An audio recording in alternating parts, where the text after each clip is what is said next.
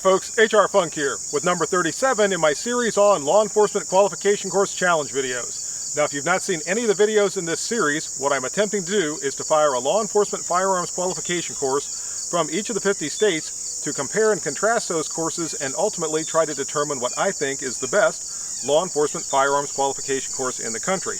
Now this series does focus on duty handgun qualifications, and in the future I might do a similar series using rifles and shotgun qualifications. Today's handgun law enforcement qualification course comes to us from the state of New Mexico.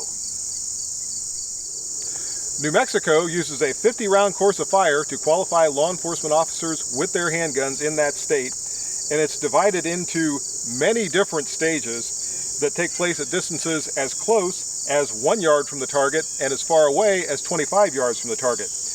Now, when I first glanced at the course description from New Mexico, it appeared to be very complicated.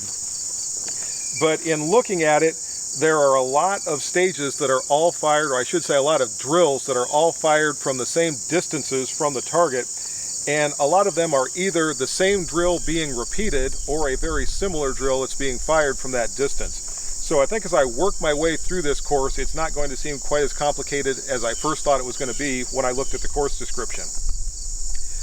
New Mexico requires an 80% qualification standard, meaning at the end, at least 40 of the 50 rounds fired by the officer undergoing qualification have to be in the proper scoring area of the target. Now this is an official New Mexico qualification target, and you're not going to be able to see this in the camera, but there is a line on the target, a very thin line, looks like a pencil line, that indicates where the proper scoring area is in this target. So when I fire my rounds, I'm going to have to try to keep them inside of this area that's noted on the target. When I have the other camera focused on the target, hopefully you'll be able to see on the target where that area is a little bit better. As I said, I'm sure you can't see it from this distance. The individual who sent me this course said that when their agency shoots it, they actually start at the closest distance at 1 yard and then work their way back away from the target, which is the opposite that the course is laid out in the course description. I think I'm going to go ahead and shoot it the way that it's noted in the course description, so I'll start out at 25 yards and then work my way closer and closer. Reason being, when I'm shooting from the farther distances, you'll better be able to see where the shots are hitting on the target than if I do all the close range shooting first and then I fire those shots from farther away when the target has a bunch of holes already in it. So now, with all that out of the way, let's take a look at today's challenger.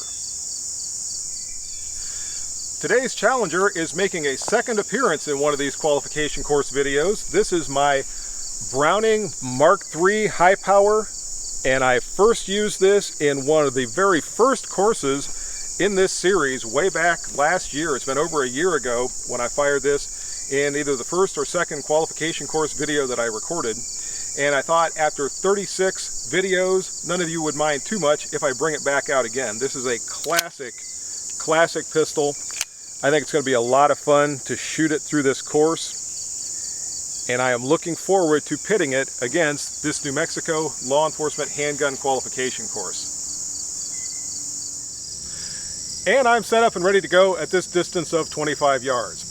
From this distance, the shooter fires two stages. On the first stage, the shooter begins with the firearm in the holster. On the signal to fire, the shooter has to draw and fire 2 rounds into the body of the target in a time limit of 6 seconds. The shooter then reholsters, and on a second signal to fire, the shooter has to assume a kneeling position, again draw and fire 2 more shots into the body of the target in a time limit of 8 seconds. Now interestingly, we see a departure here from a lot of the other courses that have incorporated a 25-yard stage. That being, the shooter does not fire from behind cover. So I am back to this distance of 25 yards, but I'm just going to be standing and shooting and then kneeling and shooting without that requirement to shoot from behind cover.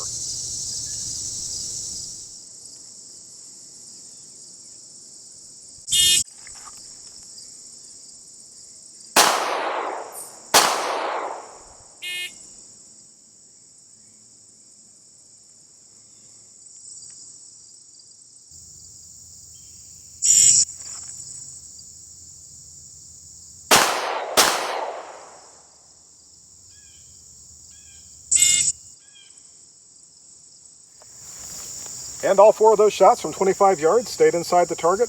My first 2 were a little bit high, so I lowered my point of aim slightly for the next 2 that I fired from the kneeling position. And that actually ended up being a pretty good double tap right there from 25 yards. So on we go. Next stage is going to be from 15 yards. And I'm now up to a distance of 15 yards from the target. And from here, I fire 4 different drills. For the first drill, I begin with the pistol in the holster. On signal, I have to draw and fire 2 rounds into the body of the target in a time limit of 5 seconds. Then I perform a tactical reload, or a reload with retention, with a magazine with 1 round. So that puts 2 rounds into the pistol. On a second signal to fire, I have to draw, fire 2 more rounds into the body, then kneel down, perform a mandatory reload, and fire 2 more rounds from the kneeling position in a time limit of 12 seconds. Then I stand again and assume a low ready position, and on a third signal to fire, I come up from the low ready position and fire 2 rounds into the body of the target in a time limit of 4 seconds.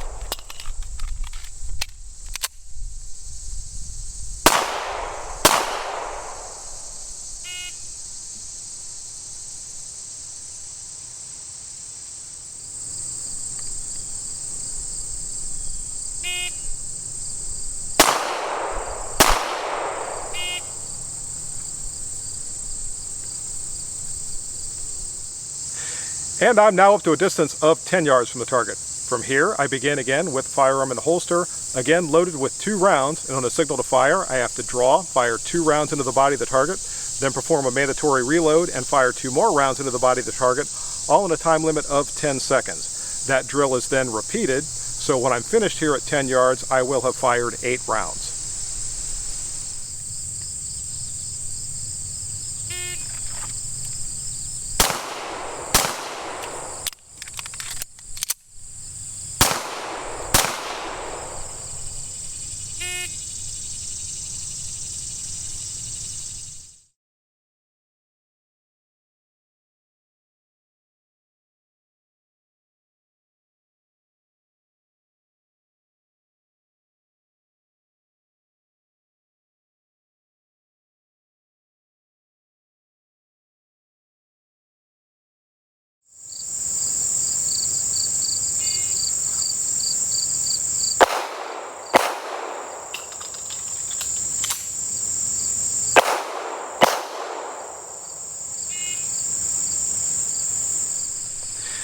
And I'm now up to a distance of 7 yards from the target.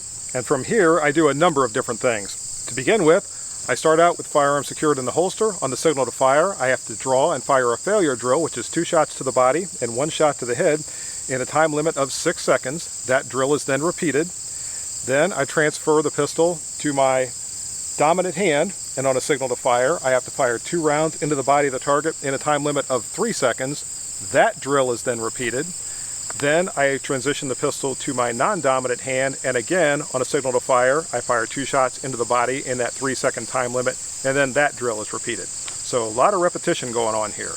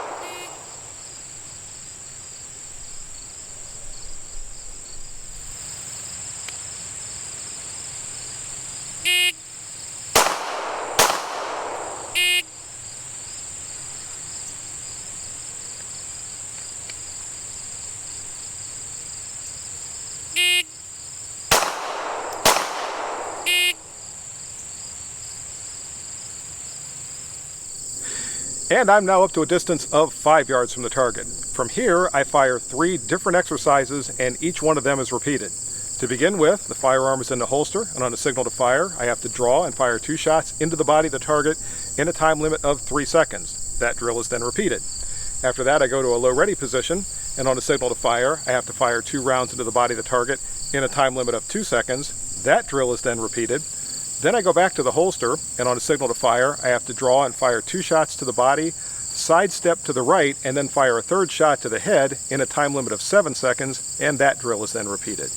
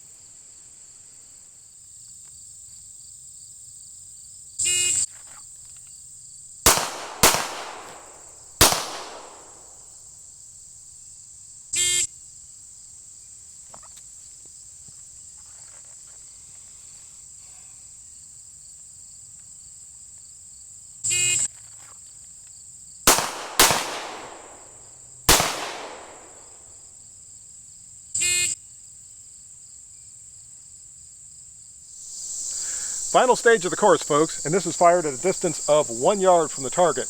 On a signal to fire, the shooter has to draw and assume a weapons retention position and fire 2 rounds into the body of the target, then take a step back and fire a 3rd round into the head of the target in a time limit of 6 seconds. That drill is then repeated, and that's the end of the course.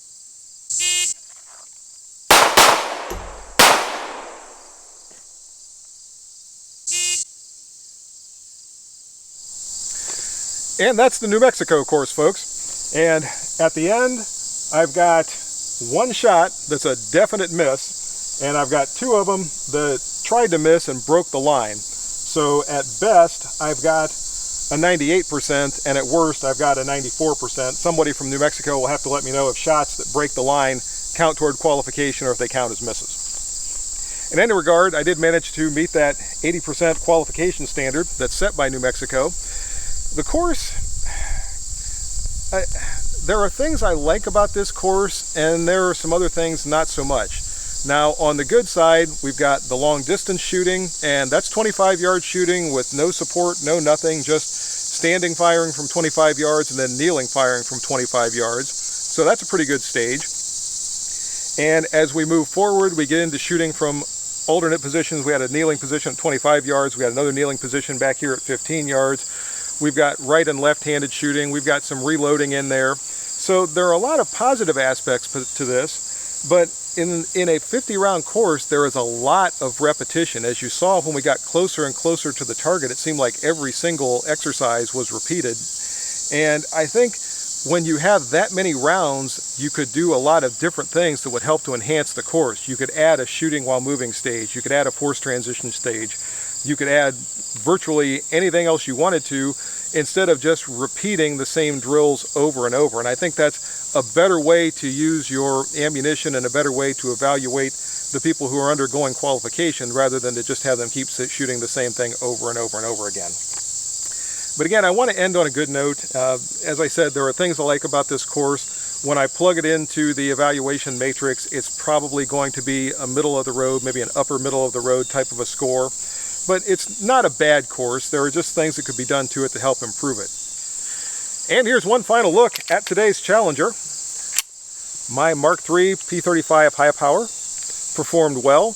There were a couple of times you may have noticed that I actually fired before I was ready, and fortunately those shots more or less stayed where I wanted them. I had a good sight picture on the first shot, so when the double tap occurred, the second bullet went pretty much where the first one did. And I'm not sure if I'm just not shooting this often enough to stay used to this trigger. Obviously I've been shooting a lot of other firearms lately and have not been practicing with the high power. Even so, to come out here cold, and this is the first time I've shot this pistol in a long time. I don't remember when the last time was I had it on the range. Still, I came out and shot at least a 94 on this course. So all in all, the high power still to this day is a viable pistol. It is a true classic, and if you own one, you're fortunate. If you're trying to find one, good luck. And that's the video for today. I hope you enjoyed it. If you have any questions or comments, as always, make sure you forward those to me. Remember, if you order anything from Optics Planet, be sure to use my discount code, which is... And if you use that discount code, it's good for 5% off anything you purchase from Optics Planet.